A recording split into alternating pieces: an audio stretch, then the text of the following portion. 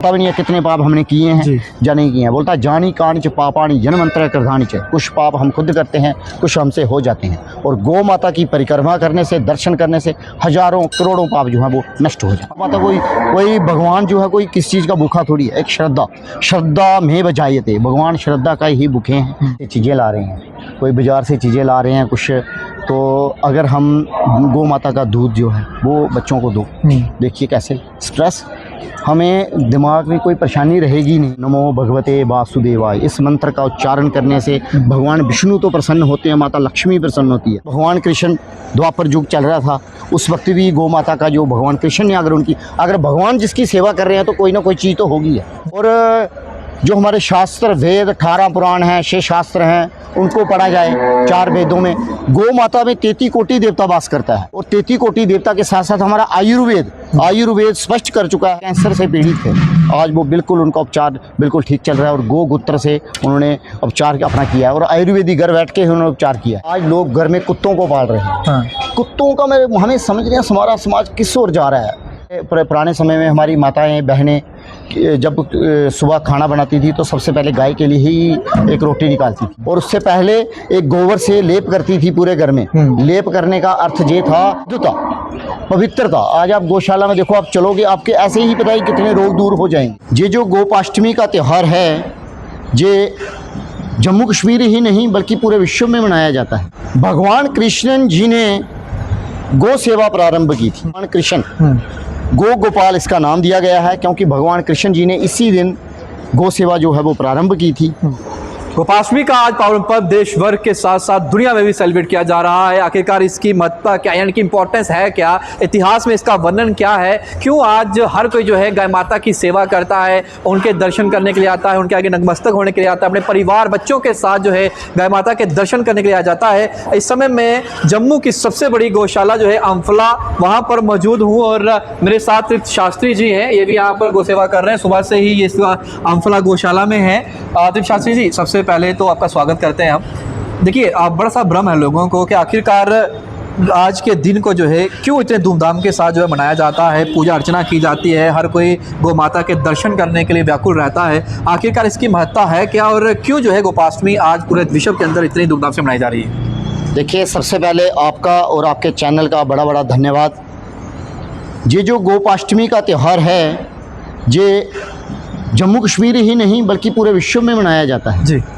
और इसका विशेष है, देखिए ये त्यौहार जो है कार्तिक मास के कृष्ण पक्ष की अष्टमी को ये त्यौहार आता है जी। इस दिन भगवान कृष्ण जी ने गौ सेवा प्रारंभ की थी। इसको बोलते हैं गो गोपाल। गो आ गई गौ माता और गोपाल भगवान कृष्ण। गो गोपाल इसका नाम दिया गया है क्योंकि भगवान कृष्ण जी ने इसी दिन गौ सेवा जो है वो प्रारंभ की थी। इसलिए ये त्यौहार जो है पूरे विश्व में मनाया जाता है और इस दिन विशेष गौ सेवा ही की जाती है। जी जी। शास्त्री जी, जिस तरीके से हमने वर्णन किया है, वेद शास्त्रों में भी इसका वर्णन किया गया है और मंत्रोच्चारणों के साथ जो है इस दिन को भी मनाया जाता है। गाय माता की खासतौर पे बात करें अगर, तो देखा गया कि साइंटिफिकली भी आज मेडिसिन में भी उनका जो है हर एक चीज़ का जो है इस्तेमाल किया जाता है। और गाय माता जो है कई ऐसी बीमारियाँ हैं जो लाइलाज हैं, जिनका इलाज नहीं होता, उनके गौमूत्र से या फिर बाकी चीज़ों से जो है वो चीज़ें ठीक हो जाती हैं। इसके पीछे का क्या जो है वो धारणा है या फिर क्या जो है वो मिथ है कि वाकई में रियलिटी है? देखिए, गौ माता का प्रचार कलयुग में ही नहीं हुआ है जी। जैसे भगवान कृष्ण द्वापर युग चल रहा था, उस वक्त भी गौ माता का जो भगवान कृष्ण ने अगर भगवान जिसकी सेवा कर रहे हैं तो कोई ना कोई चीज़ तो होगी है। और जो हमारे शास्त्र वेद 18 पुराण हैं, 6 शास्त्र हैं, उनको पढ़ा जाए। 4 वेदों में गौ माता में 33 कोटि देवता वास करता है और 33 कोटि देवता के साथ साथ हमारा आयुर्वेद स्पष्ट कर चुका है। और बड़े ही लोग हम बाहर नहीं जाएंगे, हम जम्मू कश्मीर में ही देखेंगे, हमारे पास ऐसे ऐसे लोग आए हैं कैंसर से पीड़ित थे, आज वो बिल्कुल उनका उपचार बिल्कुल ठीक चल रहा है। और गौ मूत्र से उन्होंने उपचार अपना किया है और आयुर्वेदिक घर बैठ के उन्होंने उपचार किया है। जी। अब फॉरेनर्स की बात करें, हम तो इंडियंस हैं, हमें अपने, क्योंकि हमारे यहाँ पे एक ऐसा देखा भी गया है कि अगर पास में तीर्थ बस रहा हो तो हम उसका महत्व को जानेंगे, लेकिन उसके बाद उस तरीके से हमें पूजेंगे नहीं। लेकिन बाहर के विदेश के लोग देख रहे हैं, वो गाय गाय माता का बड़े धूमधाम से जो है उनकी जो है वो पालन पोषण करते हैं, उनका दूध का सेवन कर रहे हैं, उनको चारा व्यवस्था जो है वो कर रहे हैं और यहाँ से इंपोर्ट कर करके विदेशों में लेके जा रहे हैं। वो गाय के महत्व समझे, लेकिन हमारे देश के आज भी कुछ ऐसे लोग हैं जो गाय के महत्व को नहीं समझ पा रहे हैं। देखिए, अभी कलयुग का प्रथम चरण ही चल रहा है जी। प्रथम चरण के साथ साथ ही मैं बता दूं, आज लोग घर में कुत्तों को पाल रहे हैं। हाँ। कुत्तों का हमें समझ नहीं, हमारा समाज किस ओर जा रहा है। गौ माता हमें हमेशा देखो, हमारी जो पहले पुराने समय में हमारी माताएं बहनें जब सुबह खाना बनाती थी तो सबसे पहले गाय के लिए ही एक रोटी निकालती थी और उससे पहले एक गोबर से लेप करती थी पूरे घर में। लेप करने का अर्थ ये था शुद्धता, पवित्रता। आज आप गौशाला में देखो, आप चलोगे, आपके ऐसे ही पता है कितने रोग दूर हो जाएंगे। हमने स्पष्ट देखा है। और जहाँ पे खुशबू जहाँ पे लेनी, इतना अच्छा शुद्ध वातावरण है जहाँ पे हर प्रकार का दुख, रोग तो छोड़ो, मैं बोलता हूँ दुख भी यहाँ पे दर्शन करने से दूर होता है। और गौ माता की हमें हमेशा सेवा करनी चाहिए। गौ माता के आशीर्वाद से ही सृष्टि जो है वो चल रही है, क्योंकि गौ ही हमारी आराध्य देवी है जी। और हमें हमेशा गौ माता की सेवा पूजा हमेशा करनी चाहिए। और हमें घर में एक गौ माता का चित्र जरूर लगाना चाहिए। घर में गौ माता का चित्र लगाने से, उसके दर्शन करने से हम अनेकों पापों के कोटि हमने जितने पाप, हमें कुछ पता भी नहीं है कितने पाप हमने किए हैं या नहीं किए हैं। बोलता जानी कान च पापाणी जनमंत्र करधानी च, कुछ पाप हम खुद करते हैं, कुछ हमसे हो जाते हैं। और गौ माता की परिक्रमा करने से, दर्शन करने से हजारों करोड़ों पाप जो हैं वो नष्ट हो जाते हैं। अब कुछ लोग मंदिरों में जाते हैं, मस्जिदों में जाते हैं, गुरुद्वारों में जाते हैं। कहा जाता है कि गौ माता के अंदर ही 33 करोड़ देवी देवता जो वास करता है। तो किस तरीके से सेवा करनी चाहिए? अगर आप गौशाला में आ रहे हैं, क्या कुछ उन्हें खिलाना चाहिए, क्या कुछ नहीं खिलाना चाहिए? घर पर भी है तो किस तरीके से उनका देख रखाव करना चाहिए, ताकि हमें जो है ना तो पाप लगे और हमें पुण्य जो हम करने की अच्छा कर्म करने की कोशिश कर रहे हैं वो हमें प्राप्त भी हो सके। देखिए, जैसे हम घर में खाना खाते हैं वैसे ही गौ को खाना चाहिए। जैसे एक फुल्का हमने लिया, चपाती एक ली, उसको हमने देसी घी से घी लगा के, तो उसको जैसे हम खुद खाते हैं वैसे ही हमें गाय को खिलाना चाहिए।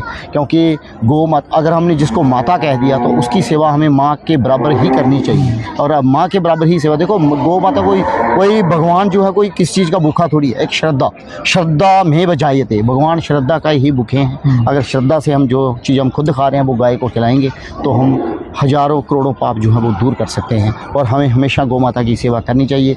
और गौ सेवा जो है वो हरा घास और गौशाला तुला, हम जैसे हम कोई ग्रह देखते हैं कि ग्रह खराब है तो जाइए गौशाला में तुला कीजिए, तो उससे भी ग्रह दूर होते हैं। तो ग्रह गौ माता की मतलब तुला करने से ही ग्रह दूर हो रहे हैं, तो दर्शन मात्र से कितने ग्रह दूर होंगे। एक चीज़ और मैं आपसे जानना चाहूँगा, जाते ये आखिरी सवाल रहेगा मेरा। जिस तरीके से आज के युवाओं की बात करें, मेंटल स्ट्रेस से बड़ा जो है वो रूबरू हैं, उन स्ट्रेस हो जाता है लोगों को, दिमागी प्रेशर नहीं हैंडल कर पाते, माता पिता का प्रेशर, स्टडीज़ का प्रेशर है, कई लोग तो सुसाइड कर लेते हैं बच्चे। देखा है कि पॉजिटिव एनर्जी जो है गाय से बहुत ज़्यादा आती है। वो किस तरीके से जो है इसका फ़ायदा उठा सकते हैं, ताकि अगर मेंटल स्ट्रेस भी है किसी बच्चे को, स्टडीज़ का प्रेशर नहीं उठा पा रहा, अपने लक्ष्य तक नहीं जा पा रहा, वो किस तरीके से आके जो है इस तरीके से अपना स्ट्रेस को दूर कर सकता है और अपने मेंटल लेवल को भी हाई लेके जा सकता है? देखिए, आज हम बाज़ार से चीज़ें ला रहे हैं, कोई बाज़ार से चीज़ें ला रहे हैं कुछ, तो अगर हम गौ माता का दूध जो है वो बच्चों को दो, देखिए कैसे स्ट्रेस, हमें दिमाग में कोई परेशानी रहेगी नहीं कभी। तो गौ माता का जो दूध है वो पीना चाहिए।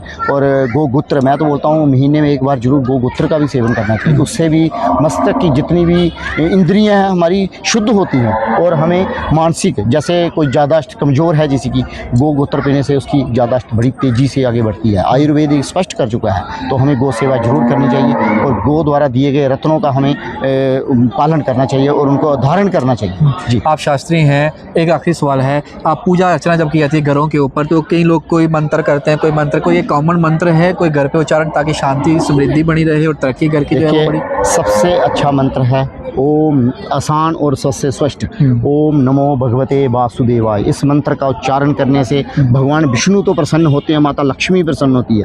और भगवान माता लक्ष्मी, पैसा लक्ष्मी नहीं है, घर में सुख शांति हो वो भी एक लक्ष्मी है, घर में अच्छे अच्छे कार्य किए जाएं वो भी एक लक्ष्मी है, अगर हमारी अच्छी संतान जो अच्छे मार्ग में चल रही है वो भी एक लक्ष्मी है। पैसा बहुत है, सुख नहीं है, तो ऐसा पैसा भी क्या करना। बिल्कुल। तो यही है, अपने बच्चों को अच्छे संस्कार देने चाहिए। गौ माता के दरबार में आएँ, मंदिरों में जाएँ। आज हमारे मंदिर हैं, पंडित पूजा कर रहे होते हैं, मंदिर में कोई नहीं जाता है। अभी कोई रोड पे कोई किसी का झगड़ा हो रहा है तो हजारों लोग इकट्ठे हो जाएंगे, लेकिन मंदिर में कोई नहीं जाएगा। तो हमें खुद बच्चों को संस्कार अच्छे देने चाहिए, तभी हम आगे की ओर बढ़ सकते हैं। नहीं तो जो सृष्टि इधर ही अभी समझ लो पहला चरण चल रहा है, इसके साथ साथ ही चौथे चरण के साथ सृष्टि भी जो है वो समाप्त हो जाएगी। बहुत बहुत शुक्रिया शास्त्री जी आपका समय देने के लिए। तो शास्त्री हमारे साथ बातचीत कर रहे थे, आज गोपाष्टमी है, ये खास बातचीत इसलिए की ताकि आप लोगों को महत्व आज के दिन का पता चल सके और जो जानकारी उन्होंने दी है अगर आप इन्हें भी शेयर करेंगे, इन पर अमल करेंगे, आपके घर पर सुख समृद्धि और शांति जो है वो बनी रहेगी। तो रखे साथ शिवम लंगे, भारत मीटर के लिए जय हिंद।